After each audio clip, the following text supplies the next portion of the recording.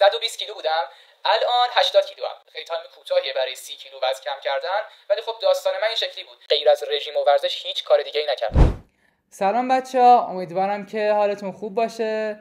خیلی خوش اومدین به یکی دیگه ویدیوهای من. امروز میخوام در مورد یه موضوعی صحبت بکنم که برای خودم قبلا چالش بوده و الان یه چند سالی حلش کردم.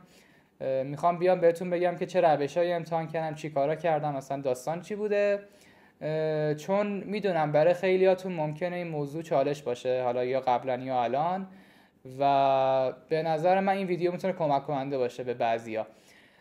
در مورد چی میخوام اصلا صحبت بکنم؟ در مورد چاقی و اضافه وزن. اینکه اصلا چجوری خودم چاق شدم، چه اتفاقایی افتاد، بعدش چه روشایی امتحان کردم، چه مدت اصلا طول کشید و کل این داستانا رو میخوام براتون تعریف بکنم. بریم ببینیم چی میشه.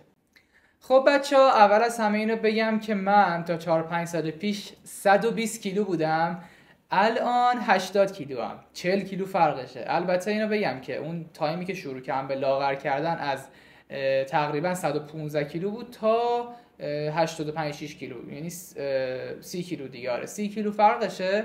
و اینکه این بازم تقریبا 1.5 ماه 2 ماه بود.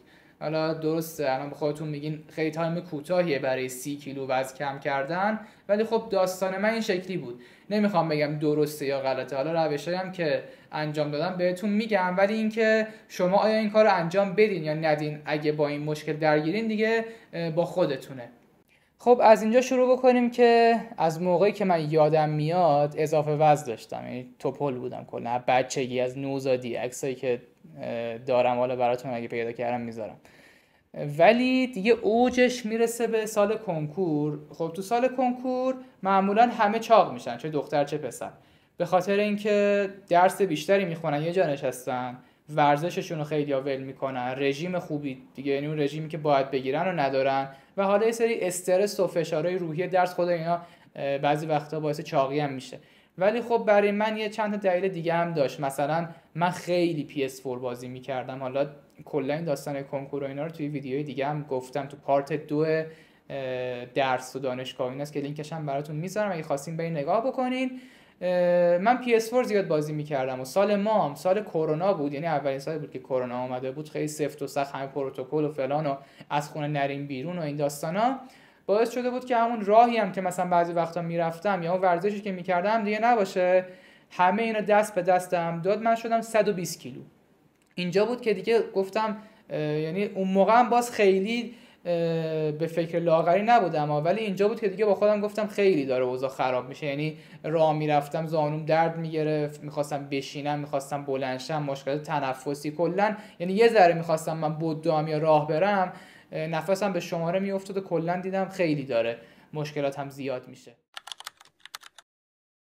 خب تقریبا 1 سال گذشت و من توی این 1 سال یه 4-5 کیلویی حالا به زور لاغر کردم، ولی لاغری اصلیم از موقع شروع شدش که من با 2 تا از دوستام تصمیم گرفتیم که از فردای اون روز بریم یه پارکی نزدیک خونمون پیاده روی کنیم، مثلا 1 ساعت 1 ساعت و نیم راه بریم. قرار گذاشتیم و دیدیم که مثلا بعضی وقتا رفیقا دور هم جمع میشن قول میدن که آقا مثلا از شنبه باشگاه، یه همچین فازی ما داشتیم. فردای اون روز خب ستایی رفتیم پیاده روی کردیم و اوکی هم بود به نظرم، حال داد به من. ولی دیگه از پس فرداش اون 2 تا نیومدن. حالا میتونم بگم تو کل اون مدتی که من میرفتم شاید مثلا 2-3 بار هر کدومشون با هم اومده باشن. من این برنامه رو اتفاقی همینجوری ادامه دادم، یعنی مثلا یه هفته همینجوری ادامه دادم. بعد دیدم که خب خیلی اوکی هم با این قضیه. سر ساعت مثلا ساعتای 8:09 که میشد یه پارک نزدیک خونه‌ام بود سمت شرق تهران، پارک پلیس بود اسمش، احتمالاً بچه‌های شرق میشناسن، که سر ساعت 8:09 من با مامانم هر شب میرفتم اونجا. اوایل فقط راه میرفتم پیاده روی، بعدش دیگه به 2 هم تبدیل شد، یعنی مثلا یه ذره راه میرفتم یه ذره میدویدم دیگه. تهش شدم میتونستم مثلا 2 دور کامل پشت سر هم بدوم با اون وزنی که داشتم. خب اوایل دیدم وزنم که داره میاد پایین با همین ورزشه. ورزش خاصی هم نبودا، ترکیب پیاده روی تند و حالا یکم دویدن، ولی خب هر شب یعنی مثلا هر شب به مدت 1.5 ماه و در حدی بود که عرقم در میومدم خونه، انقدر خسته بودم که یادم مثلا ساعتای 9:30 10 خوابم میبرد. یعنی اون دوره رو کامل یادم این داستانو.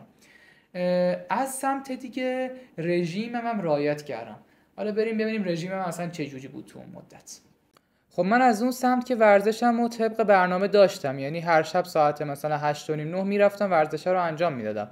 از این سمت هم دیگه کم کم رژیمم رو شروع کردم. در مورد رژیم خب اصلا حالت خاصی نبود. مثلا حالا رژیم‌های کتوژنیک داریم، ما فاستینگ داریم، انواع اقسام رژیم‌های مختلف هست، گیاهخواری داریم. ولی من نه از کسی رژیم گرفته بودم نه برنامه خاصی رو رعایت میکردم. صرفاً چیزایی که از نظر خودم فکر میکردم بهتره بخورم و اون تایم رعایت میکردم. چیزایی هم که نباید مثلا بخورم و یا کلا نمیخوردم یا تا جایی که میشد دیگه کمشون کرده بودم.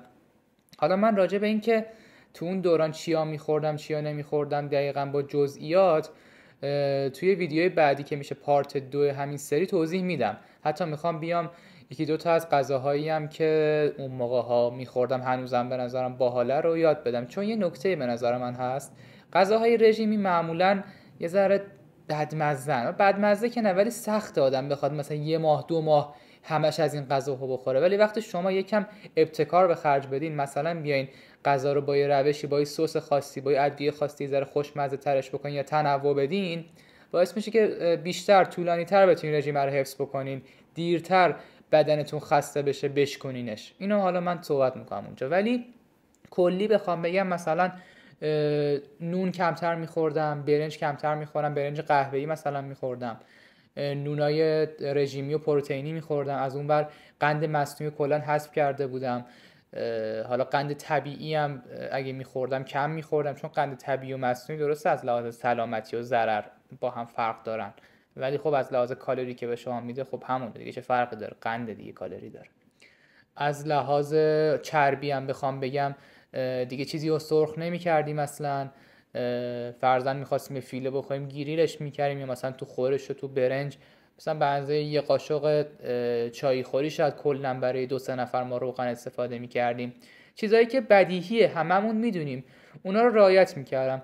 یه جوری هم نبود که دیگه انقدر کم بخورم که مواد مورد نیاز و مغذی مثل ویتامینا، پروتئینا، اون چیزایی که باید به بدنم برسه اونا رو حذفش بکنم. نه خب این از اون بر بوم آدم میفته دیگه، ضررهای خودشو داره.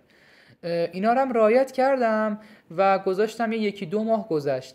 تهش هم که یه کرونایی گرفتم متاسفانه، یعنی اون میخواستم ورزش رو ادامه بدم ولی منجر شد تهش به اینکه یه کرونایی گرفتم. مریضی سختی من داشتم، تو اونم بالاخره یه لاغری اتفاق افتاد به خاطر مریضی و در آخر باعث شد که من 30 کیلو توی مدت کم بکنم. خب بچه‌ها یه موردی هم که من لازم دونستم حتما بهتون بگم اینه که من خودم تو این فرآیند لاغریم غیر از رژیم و ورزش هیچ کار دیگه ای نکردم. خیلی‌ها میرن سراغ قرصای لاغری، مکملای لاغری، چربی سوزایی که حالا استفاده میکنن، یا حتی مثلا الکارنتین و اینجور داستانا که بگن متابولیسم بدنمون بره بالا و یه سری کارهای غیر طبیعی. از اونور خیلی‌ها میرن سراغ عملای جراحی مثل حالا لیپوماتیک، لیپوساکشن، عمل بایپس معده که برای کوچیک کردن معده هست. خب بعضیش که اصلا عوارض داره، مثلا قرصا بعضیش اصلا ضرر داره برای بدن، توش مواد مخدره، اونا که اصلا خب هیچی، اصلا صحبتی نداریم روش. بعضی از این عملا هم خب عوارض داره، مثلا قبلا میگفتم لیپوماتیک و لیپوساکشن باعث ممکن آمبولی بشه، حالا الان میگن عوارض اینا کمتر شده به خاطر پیشرفت علم پزشکی، ولی بازم بالاخره شما دارین یه دستکاری تو بدنتون میکنین، مثلا دارین معده رو میبرین. خب به نظر من که خیلی کار جالبی نیست. البته بعضیا، این من میگم متخصص و پزشک نیستم، بعضیا خب طبق یه سری شرایط خاص و حالا با وزنای بالاتر ممکن اصلا پزشک تشخیص بده که تو فقط با این روش میتونی انجام بدی، یعنی اصلا دیگه به حدی رسیده که شاید با ورزش عادی و رژیم نشه. ولی صحبت من اینه خب بعد از اون عملم اگر شما اون رژیم و ورزش رو نداشته باشین دوباره برمیگرده به اون حالت عادی و انگار به نقطه اولتون برگشتین. یا یه سری از این قرصای لاغری و این مکملا با اینکه عوارضی ندارن برای بدن، ولی شما بلافاصله که حذفشون میکنین و میذاریشون کنار برمیگردین به اون حالت قبلی و اون اضافه وزن دوباره به وجود میاد. کلا من یه اصلی تو زندگیم همیشه دنبال میکنم، این که اگه یه راهی پیدا کردم برای یه انجام کاری که خیلی ساده است و خیلی سریع به نتیجه میرسه، احتمالا یه مشکلی توش داره و حالا یک عوارض جانبی بعداً در اثر اون راه به وجود میاد.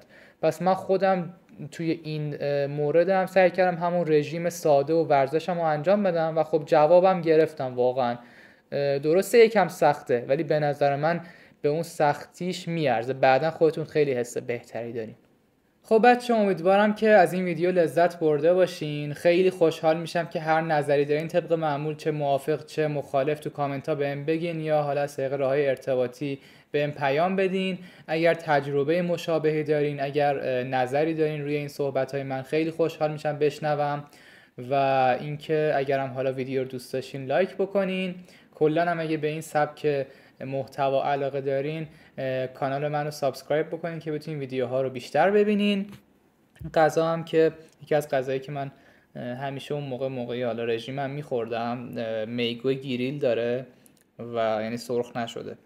یه سری سبزیجات مثل حالا خیار و گوجه فرنگی و لبو و ذرت و اینا داره و کاهو به عنوان سالادش، یعنی سیب زمینیش هم که آبپزه. به نظر من غذای کاملیه. هنوزم بعضی وقتا میخورم و درست میکنم.